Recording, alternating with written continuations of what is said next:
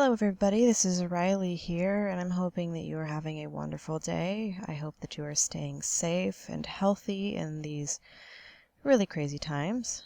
And, yeah. So, anyway, here. So, today, while we're at it, we are going to get into what I essentially consider a breakdown of anatomy and shapes when it comes to designing and or drawing humanoid figures. And as you can see here, I have a couple different examples of our favorite man, John Wick. By no means sponsored by this in any way, but he's my favorite, and he's always, well, I mean, Keanu in general, really. I mean, who wouldn't? But anyway, this will actually give a couple of different examples to help you breaking down anatomy and shapes and everything from top to bottom, in the middle, and so on and so forth. And so what I'm basically going to do is just kind of give you guys an example of some things that I like to do when I'm trying to get a better understanding of these things, because I know sometimes just drawing freehand, unless you've done it for a good amount of time, you'll have it down to muscle memory, and you'll have a basic idea of what shapes look and how certain shapes look and what features go where, and making sure to double check certain things. And so I'm going to kind of give you guys a sort of breakdown here by taking these images and essentially tracing over them. So when you're just absolutely struggling, and even I, as somebody who has drawn for most of their life, when you find yourself having trouble, especially whether it's drawing up your own character designs, character concepts, and such things like that, but you're having a little bit of trouble with just really getting it down there, and it's not coming out the way that you want.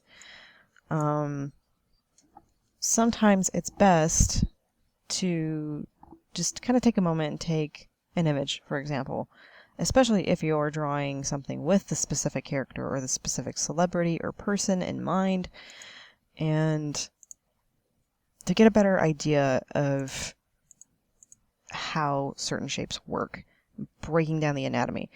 And as we see here with this particular image, absolutely phenomenal, first off, because it gives a beautiful central point, which is John Wick, and all of the guns pointed at him and things like that. So it's great composition. I absolutely cannot get enough of how they did this entire series of movies and produced them. And visually speaking, so we have Keanu in the middle there. And so what we want to do, because he has such a unique look in his features, and so sometimes it's a little hard with anybody of any features, of any shapes, to get them down pat right away. So it's like I could look at this and I could eyeball this image, and I could probably, kind of get a general gist of what goes where. He's got his eyes like right about here. That's another thing to keep in mind when you are drawing things, like what level are certain features at. Most of the time they're a fair even-ish, and I exaggerate ish, about where certain features lay, and looking at more referential images for these sort of things is definitely a big help. So I really suggest that. It is also difficult, I know, for some, and especially me, when you're working with a character who has facial hair as well, because you want to also give that enough of the texture that the facial hair has. So as you can see right now, I'm just freehanding this. I'm not even really trying to fit the particular size of his features and where they go. He's looking very square in his head. So, but you do get a bit more of a learning experience from doing that. Just freehanding and basically just kind of eyeballing it. And so there's nothing wrong with that. But if you do want to try to get a little bit more closer to learning the features, I highly suggest doing something like this, where, okay, so, you could just trace it. And in this tracing method, you can actually start to build up a muscle memory of how certain features lay on a person. Even if you still give them more of like a caricature type look to fit your style, that is perfectly okay. One of the things, as I keep saying, that I try to do is, by learning the shapes,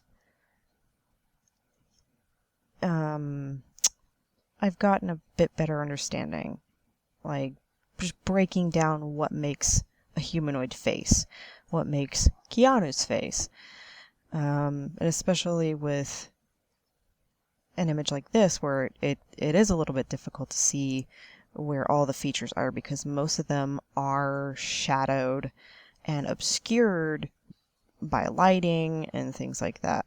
So this is why I have a couple different options here, because it gives you different angles and it gives you different lighting for you to learn from.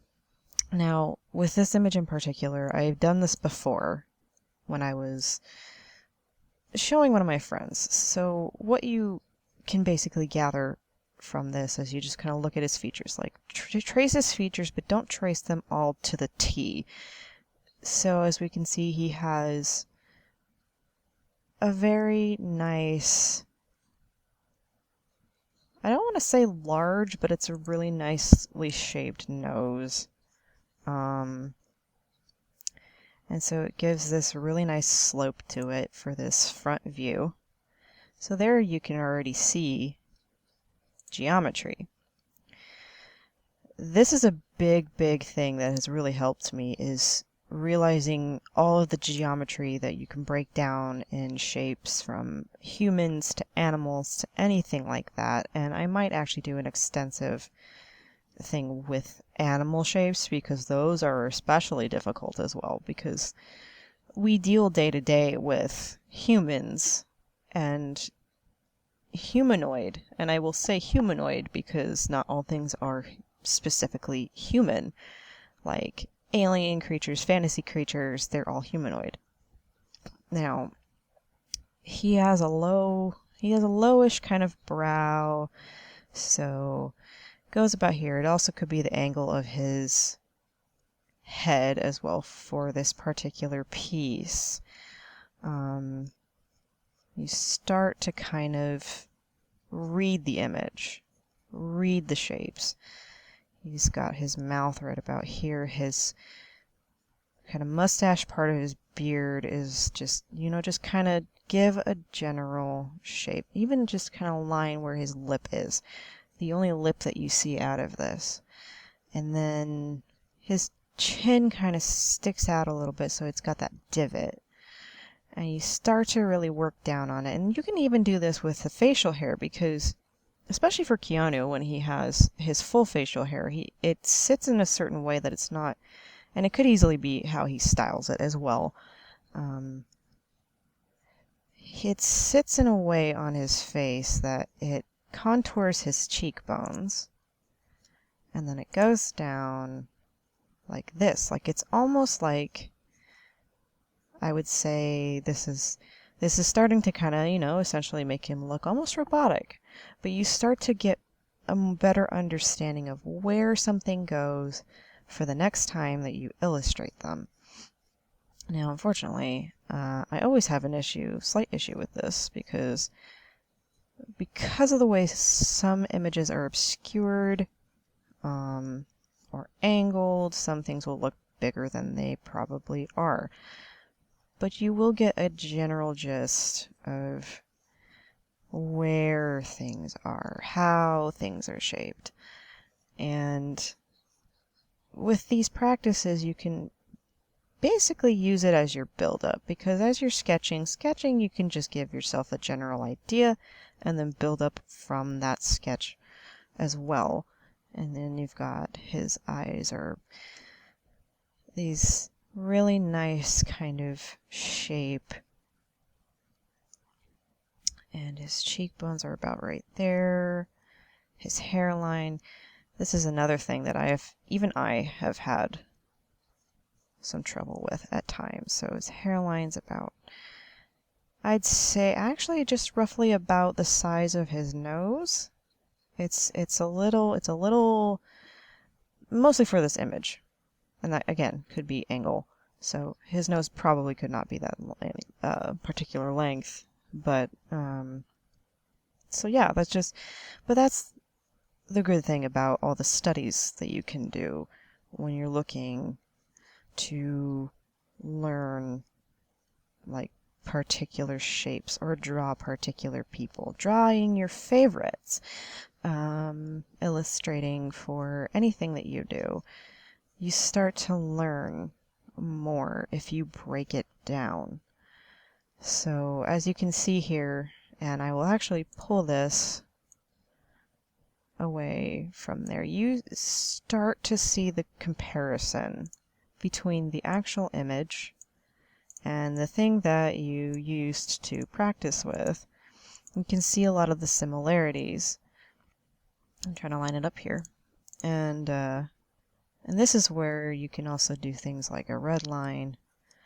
Kind of give yourself an idea of how far some things line up.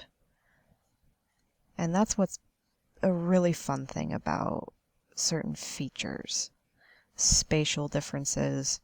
And you can kind of see some sort of similarities too as you go along the entirety of somebody's head and their shape and the length. And that's what's fun about features in general, because they vary so differently. Now, I think for this next one though, because we've already kind of gotten a general idea with a face, the way that you can work it out there and see, as you can see too right here before I switch over, this down here was just my freehand, my eyeballing it just to kind of look. I made him very, very round, but I could always build up off of this. There's nothing wrong with eyeballing it at all, especially if you don't want to just completely copy an image. But just for the sake of just kind of practicing, for learning, to really build up your muscle memory when you're drawing somebody, this is a perfectly viable option that you can do. And then you can look at it and you'll be like, oh, that's cool. And then you can try to basically go from this to this, and all what you did there, go back to that, and then compare. Okay, so what I'm going to do now, since we've done a face, I'm just doing this all on multiple layers. We see with Keanu, I've got a couple different options here. He has a relatively, I'd say, average form, an average body shape. So this is a good example of starting off with a face like we did. But then there's also the ever so trying and difficult, and I will not deny this, the difficult thing about anatomy is doing full body anatomy. But we can still take the same things that I was doing before and showing you what we would do with a face to break it down. You can do the same thing with a body, and you can do this with any kind of pose. I would definitely suggest this, especially if you are wanting to do a particular pose, but you're not quite getting it exactly how you want it. You can do the same thing as I did earlier, and you can take it and break it down into the shapes and to the size. So that way you're not foreshortening something unexpectedly and getting it at the very least close enough to the way that you want your piece to come out. So again, we have Keanu as our dear John Wick as he's dramatically making his way towards the audience. And you can just kind of see a pretty good idea of his body. I had the other image there, but that is also something that is a little difficult because with layers comes lack of understanding of the shape in general, and you start to feel more obscured, and so it does get a little bit more difficult because you have to learn the multiplicity of layers and how they lay on a body and what it is that they do to a body if it's not all form-fitting wear. So what I'm going to do with this is I'm just going to do the same thing, and I'm going to do my best, mind you, because there is still layers here. So we get kind of the general gist of his form. And he has very angular shapes here. His widow's peak, his hair is slicked back so it has more of a square, angular look. And we can still do the same thing, break down the general shape of his face and how it's angled, how his features are angled. So his brow would be about here, his eyes are about here, his nose and his mouth, and do the same exact thing here, the bottom of his lip, the little shadow divot, the way his facial hair sits on his face. His ears are about in the same length. They're generally going to be about the height of your brow bone. So that's a good thing to keep in mind, especially with ears. Ears are a weird thing, much like any other feature on the human body, but most of the time, 9 times out of the 10, they're going to be about this height. So figure when you're placing your ears, the top of the ears is going to be roughly around the top of the brow bone, and, the bottom of the ears depending on how big you want them. Most of the time they generally are relatively around the cheekbone area. But again, that depends on the person and the way that their features lay. So it could be different. Play with it, experiment with it. There's nothing wrong with experimenting. Now this one I grabbed specifically because it gives you a little bit more of an idea of his average body shape. Granted, the upper body here is probably a little bit bigger because of the layer of his jacket. But, you can kind of sort of eyeball and kind of get a general gist. His chest, and you see with the way that the shadows, bring this back, the way that the shadows sit here, gives you a general idea of how extended his chest may be. So that's why that protrudes, save for the wind obviously kicking up and making this, beautifully dramatic. So his chest is going to be roughly about here. And what I like to do is, if I have the shoulders, just give you a general idea of a shape, of a blocky shape, I'll actually say. His bodies are rectangular in some cases, and so his neck is roughly about here, and you've got these in-between little good spaces that make a body. I unfortunately cannot remember the exact muscles, and I don't want to say the wrong one, But you get the general idea of where these things are placed, what connects where as you start to build up and break down. His waist, you'd figure it's about half of his entire torso. His leg is going to be up because he's walking, and this one is actually going to be down. That's another thing to consider, especially when you are working on clothing, the way certain folds things, the way certain things are angled. His pants are probably like about, as we actually, here's a good example, because he's got his turtleneck on there, but he's got his shirt tucked in this one. So you can actually see where his pants line up and where his belt is actually going to sit a little bit more on his waist. So there's another thing to consider. Look up many references if you have to kind of see where something might sit. This is not exactly perfect, but that is okay. And then another thing, we've got a lot of angles with this image as well. So because he's walking, everything moves in a different direction. So his left arm is moving forward with his right leg. You have to keep in mind that because of that, especially if you're doing these kind of poses and these positions, and to keep that sort of natural flow is basically going to actually foreshorten these. So this is going to still fall within relatively the same length of his arms, but this one's going to be back. This one's going to be more of length. And here we go. I am doing more breaking down of his hands, of his body.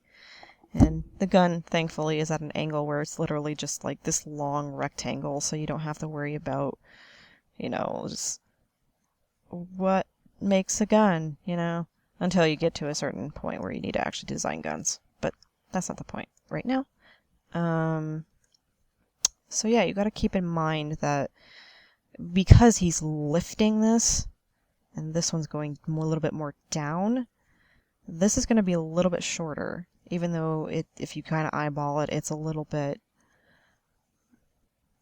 little bit off. But because it's lifting, because it's a forward motion, it is going to be foreshortened a bit. Certain things are going to curve a certain way. And that's essentially just kind of how it works. Same thing actually here with his leg. His knee is about here, and he's lifting it up. It's very, very subtle. And the thing is, because he's going forward, where this hand right here is actually lifting up and going shorter, he's lifting this, and this one is being left back.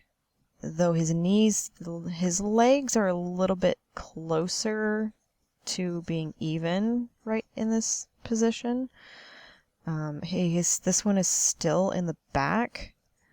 So it's a very, very subtle change. So it's not going to be too difficult for you to kind of just sort of figure out and finagle. So you can get a general idea. And they're almost equally on the same plane. But it's just a slight difference because he's going forward and he's lifting this leg, because he's lifting it so it can go this way. So keep that in mind when you're working on something like this. If somebody's just standing, they're going to be relatively on the same plane, unless they have for example, just be kind of just standing there. I completely gave this person no neck. I am so sorry. But they're just kind of standing there. They're on the same plane. It's all going to be relatively equal unless you decide to do some really quirky pose or something, and maybe, we want this person to kind of like shift their hip a little bit. The feet are going to still be on the same plane, but you're going to have to keep in mind that certain things might angle differently. Even so, this is more just giving it a balance, whereas this will be a little bit different than this. It's a lot to consider, but it is something to keep in mind when you want to basically give your figure character, when you want to give them something to add to their personality, something to add to the flow of an image. So it's not just this static, stiff thing. And it is a little difficult, and sometimes it's going to take a couple different tries, but, as you got to just kind of keep working at it and figure it out as you go, and breaking things down like this and using this method, even if you might not line it up properly, you will start to gain a better understanding as you go along. The more you work on it, the more you will gain essentially a better idea in your muscle memory. And I will keep repeating this as your muscle memory. You will start to be able to just kind of eyeball something and break it down in your mind, how something will look, how it will be angled, how far is too far, how much is too little. And sometimes, even if you don't get it exactly right, that is okay, because that just adds a bit more character to something. And I think that just adds more to the piece if you don't get it exactly right. If you don't really, carbon copy something. But this is where you can add your own character. You add your own flair to a piece. And pretty much, hopefully enjoy yourself as you're working on this. And be proud that you are willing to learn these things to better your work, to better your practice. And I am by no means a professional, as not to, belittle myself, mind you. I'm very well versed in my way of doing things, but I still learn. I still take a lot in, so that way I can apply it to my own stuff.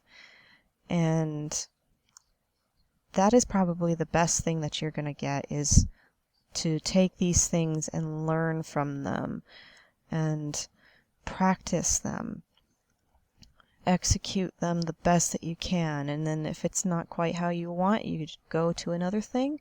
And if you want, you can go back to that first thing that you did and retry it, and then see how your progress is and how much you've come since you first tried to do that one thing.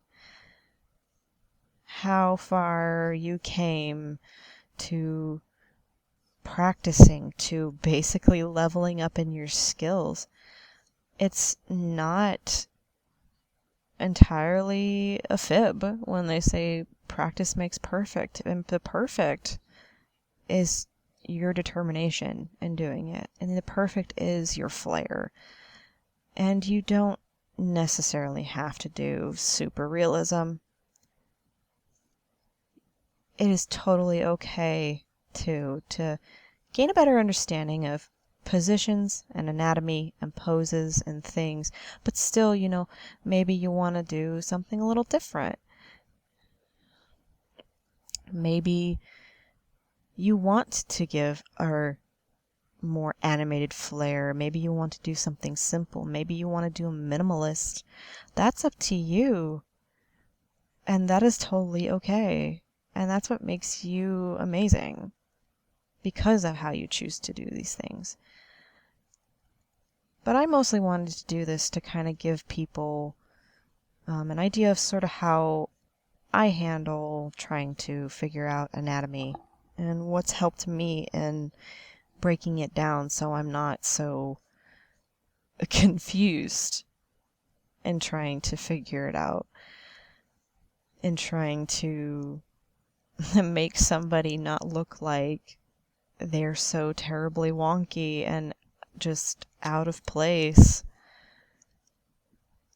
Because I want to be able to tell enough of a narrative that will be understandable to people, but will also be understandable to me and will give me basically the freedom to give my own narrative on it, how I want to tell it, how I want to tell how I see a certain image, what kind of mood I want to bring to a certain image,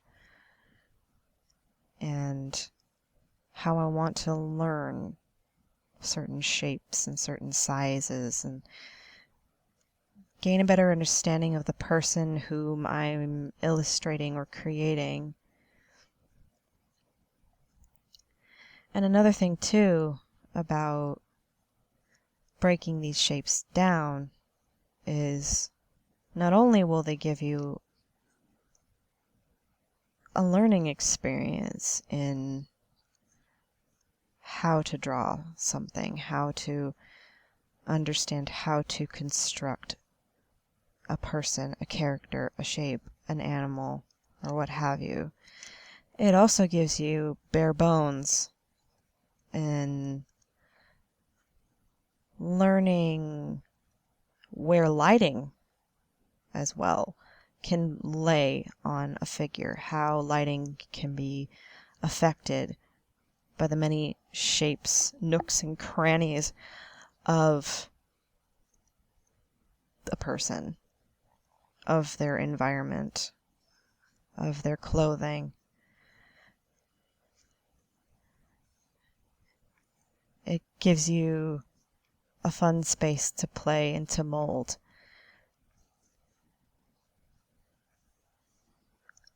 It gives you so much.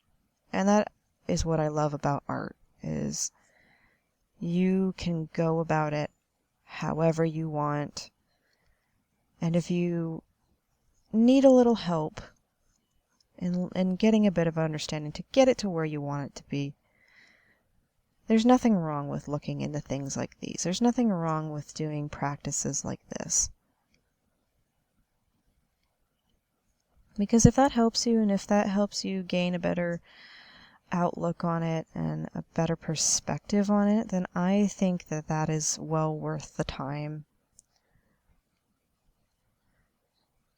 Because even if you go on for years, learn this for years, as I have, and you still will find those points where you will get a little bit stuck, or you won't know how to draw a certain shape or animal or human or gender or whomever.